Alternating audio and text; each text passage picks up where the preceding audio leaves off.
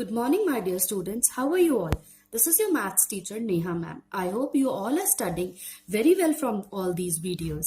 In the previous video, we have understood about the closure property of whole numbers and the commutative property. Now here, today we are moving on to associative property. Before moving on to the explanation of this, let us be clear about this word associative.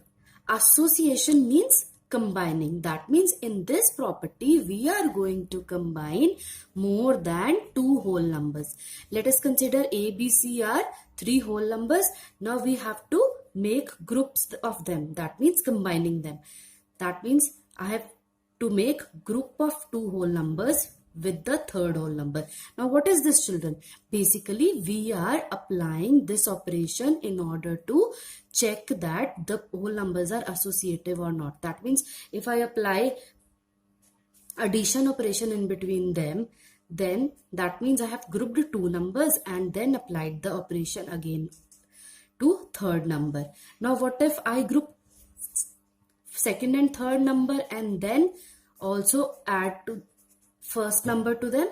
That means I have just changed the bracket. That means I have taken bracket first with A plus B. That means I have combined A and B first, and then later on I have combined B and C.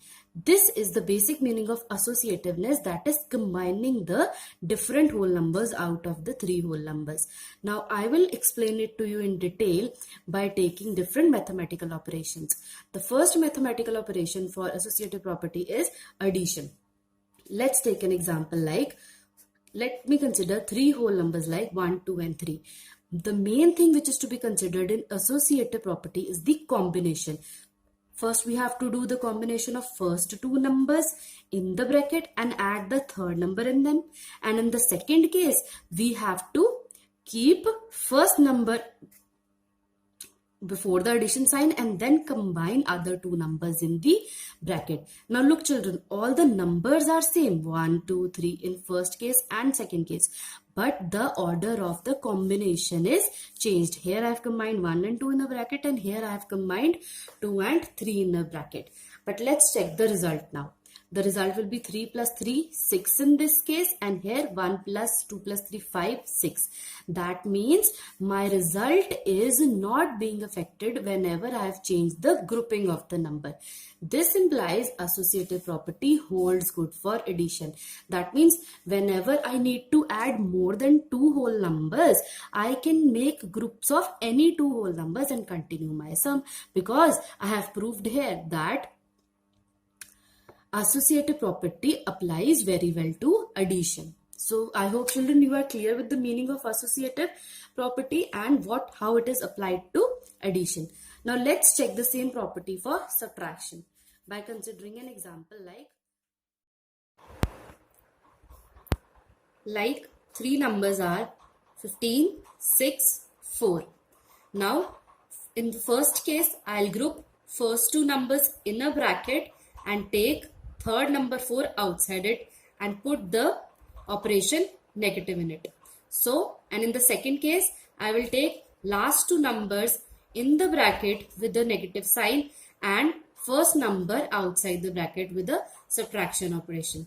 Now let's calculate the first one. My answer for this will be 15 minus 6, 9 minus 4, 5. And for the second case, my answer will be 15 minus 6 minus 4 is 2, 15 minus 2 is 13. So, is my answer same in this case? No, my answer is not.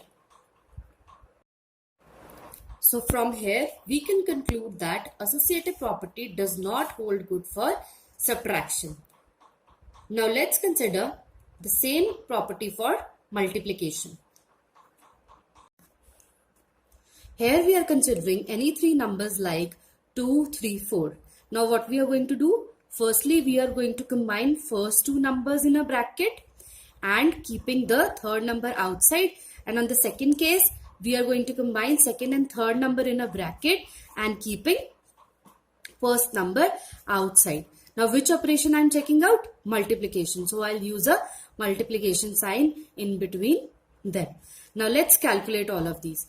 2 into 3 is 6. 6 multiplied by 4 is 24. And in the second case, and remember children, you have to solve this type of question in which you have to solve the bracket first. So what will get? 3 into 4, 12, and 2 multiplied by 12 will give 24.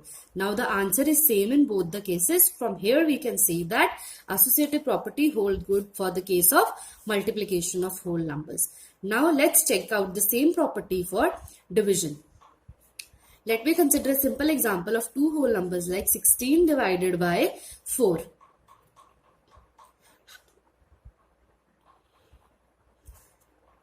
I am taking these two numbers in the bracket and taking another number like 2 out. So the three numbers which I have taken here are 16, 4 and 2. And in the second case, I will combine these two numbers, second and third number in the bracket, and take another number, 16, first number outside. So let's check it. 16 divided by 4, 4. 4 divided by 2, 2. And in the second case, bracket is to be solved first. 16 divided by 4 divided by 2, 2. 16 divided by 2, 8. So is the answer same for them? No, the answer is not same. That means associative property does not hold good for the case of division. So children, I hope you have clearly understood what is associative property. That means association means combining, and how we are combining three whole numbers for various mathematical operations and checking the answer for them. Now let me make it more clear to you by using some examples from exercise 2.2 of your book. Here the question is, which of the following statements are true? The first one is 18 is out of the bracket and 4 and 7 are in the bracket in the left hand side, and 7 is out of the bracket and 18 and 4 are in the bracket on the right hand side. So what you can see that here is a mathematical operation of addition and all the numbers are whole numbers. And what we have studied just now, that the whole numbers in these kind of combinations are holding associative property for the operation of addition. So without calculating these sums, we can easily say yes, the statement is true because whole numbers satisfy associative property. Are you clear, children? Now let's move on to another question from the same exercise, question number 1 from exercise 2.2. Here you can see there is a question, 9 plus 19 is in the bracket on the left hand side, and on the right hand side numbers are same as the left hand side, but the bracket has changed and the numbers in the bracket are 19 and 10. But as we have already studied that for the operation of addition, the associative property holds good. So we can easily write that yes, the statement is true. So students, I hope that you have clearly understood what is associative property and how we can apply these to different whole numbers. Now let's move on to statement problem. The question says there are 1759 sacks of rice, 982 sacks of wheat and 18 sacks of sugar in a godown of a shopkeeper. Find the total number of sacks. Now as the question suggests that we just have to find the total number, what we have to do is add all these three numbers. But this question we are going to solve by the use of associative property. That means we will use the combination of numbers in this case. So what we are going to do is we are going to choose the numbers from these three numbers which can give us a. So what we are going to do, from all these three numbers, we are going to choose the numbers which will give me the number after addition to be containing 0. Now as we can see, ones digit in 18 is 8 and ones digit in 982 is 2. And we know 8 plus 2 is 10. So these two numbers can easily give me a number containing 0. So I hope you have understood how we can combine the two numbers from these three numbers. Now what we have to find? We have to find the total number of sacks using associative property. So firstly we will write the statement, number of rice sacks 1759, number of wheat sacks 982, and number of sugar sacks is 18. And what will be the total number of sacks? We will write it like this. As you can see, I have combined 982 and 18 in a single bracket and kept 1759 outside. So what will I get? I will add 982 and 18. That will give me 1000.